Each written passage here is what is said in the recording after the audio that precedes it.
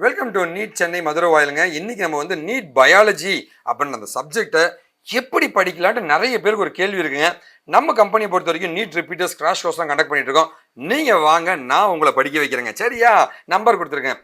பயாலஜியை பொறுத்த வரைக்கும் நீட்ல வந்து பாதி மார்க் பயாலஜி கொடுக்குறாங்க. 720 மார்க்ஸ் 360 பார்த்தீங்கன்னா வந்து நம்ம பயாலஜி தான் தராங்க.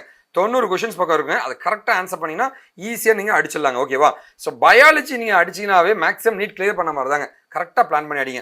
முதல்ல நம்ம என்ன பண்ணோம், முக்கியமான டாபிக்ஸ் என்ன பயாலஜி இருக்குன்னு தெரிஞ்சுக்கணும்.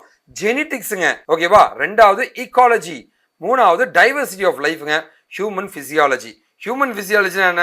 உடம்பு இருக்கிற பார்ட்ஸை பற்றி படிக்கிறதுங்க. ஈக்காலஜினா என்ன? இந்த சுற்றி இருக்கிற என்விரான்மெண்ட் தகுந்த மாதிரி எப்படி சூழ்நிலையில் வாழ்வது. ஜெனட்டிக்ஸ்னா என்ன? நான் என் குழந்தை எப்படி இருக்கும் அப்படின்றது டிஎன்ஏ பற்றி படிக்கிறதுங்க. டைவர்சிட்டி ஆஃப் லைஃபுங்க, வெவ்வேறு உயிரினத்தோட வாழ்க்கையை பற்றி தெரியுதுங்க. இந்த 4 விஷயங்கள் நீங்கள் படிச்சினாவே மேக்ஸிமம் நீட் பயாலஜி அடிக்கிறது ரொம்ப ஈஸியாகிடுங்க. சரி, நீட் சிலபஸை வந்து நம்ம தெளிவாக புரிஞ்சுக்கணுங்க. 2ஆக பிரிச்சுக்கலாம். ஒன்று வந்து கிளாஸ் 11. கிளாஸ் 11ல் பார்த்தீங்கன்னா ஃபிசியோலாஜிக்கல் ப்ராசஸ்ங்க. ஓகேவா? நம்ம உடம்புல நடக்கிற ப்ராசஸ்லாம் தெரிஞ்சுக்கணுங்க. செல் ஃபங்க்ஷனுங்க. ஒரு செல்லு அதுக்குள்ளே பார்த்தீங்கன்னா வந்து நியூக்ளியஸ் இருக்கும். சரிங்களா? ஓகேவா? மைட்டோகாண்ட்ரியா இருக்கும். அதை பற்றி நம்ம தெரியும். ஒவ்வொன்றும் என்னென்ன பண்ணுது. ஸ்ட்ரக்சரல் ஆர்கனைசேஷன், உயிரினங்களை எப்படிலாம் பிரிக்கிறதுங்க. டைவர்சிட்டி ஆஃப் லைஃபுங்க, எப்படி வந்து அந்த ஸ்பீசிஸ் வந்து வெவ்வேறு இனத்தோடு எப்படி வாழுது.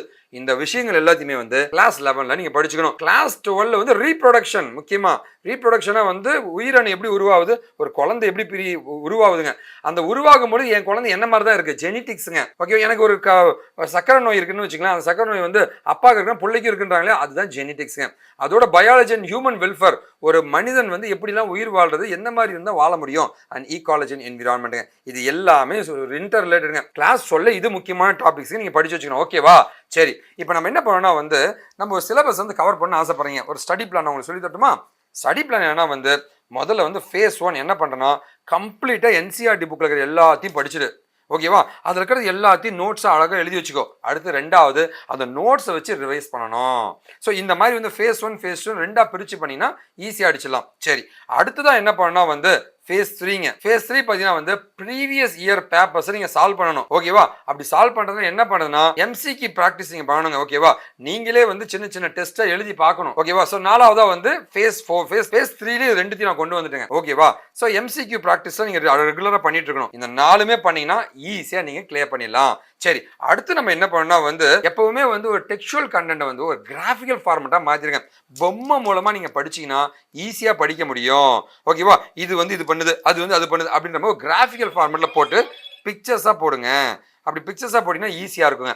இது இல்லாமல் வந்து சின்ன சின்ன ஒரு ஷார்ட் நோட்ஸ் எழுதி வச்சுக்கோங்க. ஷார்ட்கட் மூலமாக புரிஞ்சுக்க பாருங்க.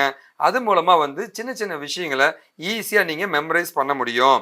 இது இல்லாமல் பார்த்தீங்கன்னா வந்து குட்டி குட்டியாக வந்து ஃப்ளாஷ் கார்டு மாதிரி டிப்ஸ் மாதிரி எழுதி வச்சுக்கோங்க. அந்த மாதிரி ஃப்ளாஷ் கார்டு மாதிரி டிப்ஸாக நீங்கள் எழுதும் போது ஈஸியாக வந்து எதை வெரிஃபை பண்ண கடை நீங்கள் வெரிஃபை பண்ணிக்கலாங்க. ஓகேவா? ஸோ இது மாதிரி எல்லாமே நீங்கள் ப்ராக்டிஸ் பண்ணிங்கன்னா ஈஸியாக அடிக்க முடியுங்க. நான் திரும்பவும் சொல்கிறேங்க, இது பேர் தான் கனெக்ட் மேப்னு சொல்லுவாங்க.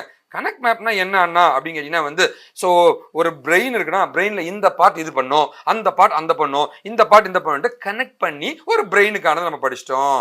ஸோ இந்த மாதிரிலாம் வந்து லைக் நீங்கள் இன்டர்ரிலேட் பண்ணி படிச்சிங்கன்னா ஈஸியாக இருக்கும். சரி, இப்போ டைம் மேனேஜ்மெண்ட் பற்றி பேசுகிறேங்க. எப்படின்னா காலையில் என்ன படிக்கணும், மதியம் நம்ம பிரிச்சுக்கலாமா? காலையில் வந்து கான்செப்ட் எல்லாம் படிங்க. புது டாபிக்ஸ் எல்லாமே வந்து காலையில் படிங்க. மதியமாக வந்து டயக்ராம்லாம் போட்டு பாருங்க. நோட்ஸை ரிவிஷன் எடுக்கிறதுங்க, டயக்ராமை ப்ராக்டிஸ் பண்ணுறதுன்னு எல்லா வேலைகளும் வந்து பண்ணுங்க.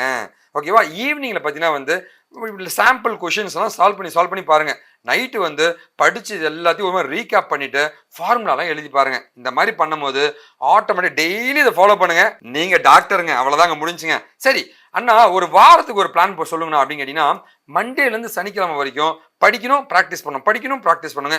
ஞாயிற்றுக்கிழமை ஒரு நாள் ஃபுல்லாகவே என்ன பண்ணிங்கன்னா மார்க் டெஸ்ட் மாதிரி எழுதி பாருங்கள். ஃபுல்லாக ரிவிஷன் பண்ணுறது. மார்க் டெஸ்ட்லாம் நான் நீட் எக்ஸாம் இப்போ எழுத போகிறேன், எப்படி எழுத போகிறேன்ட்டு மார்க் டெஸ்ட் மாதிரி எழுதி பாருங்கள். அப்படி எழுதினா போதும், ஈஸியாக நீங்கள் அடிச்சிடலாங்க. ஓகேவா? ஸோ நீட்டுக்கான ஒரு சக்ஸஸ் ஃபார்ம்லாம் நான் சொல்கிறேன். ரொம்ப சிம்பிளுங்க. மேக்ஸிமம் பார்த்தீங்கன்னா வந்து பயாலஜி நீ கிளியர் பண்ணினாவே மேக்ஸிமம் வந்து நீ அடிச்சிடலாம். பயாலஜியில் 90% மார்க் வாங்கினா என்ன பண்ணலாம்? என்சிஆர்டி புக்கு தெளிவாக படி. ப்ரீவியஸ் இயர் கொஸ்டின் பேப்பர் எல்லாத்தையும் படி. என்னெல்லாம் எம்சிக்யூ கிடைக்குதோ எல்லாத்தையும் அது ரிலேட்டாக படிச்சுட்டு வா. 90% சக்ஸஸ் தான். பயாலஜியில் 90% எடுத்தினாவே 300 தாண்டிலாமே. அப்போ நீட்டில் செம்ம ஸ்கோர் அடிச்சிடலாம் இல்லைங்களா? இந்த ஸ்ட்ராட்டஜியை ஃப்ரேம் பண்ணுங்க. ஓகேவா? ஸோ சக்ஸஸ் ஃபார்முலா வந்து ரொம்ப சிம்பிளுங்க. உங்களை நீங்கள் நம்புங்க, பாசிட்டிவாக இருங்க, கண்டிப்பாக ஜெயிப்போம். மோதி பார்த்தலாம் நினைங்க. கண்டிப்பா நம்பிக்கையோட போராடினவங்க ஜெயிப்பாங்க. அப்படி நம்பிக்கையா இருக்கிற ஒவ்வொருத்தருமே நீங்க கான்டாக்ட் பண்ணி படிக்க வேண்டிய இடம் தான் நம்முடைய நீட் சென்னை மதுரை வாயிலுங்க. எப்ப வேணா கான்டாக்ட் பண்ணுங்க. நம்பர்லாம் கொடுத்துருக்கேன். நன்றி, வணக்கம், வாழ்க தமிழ்.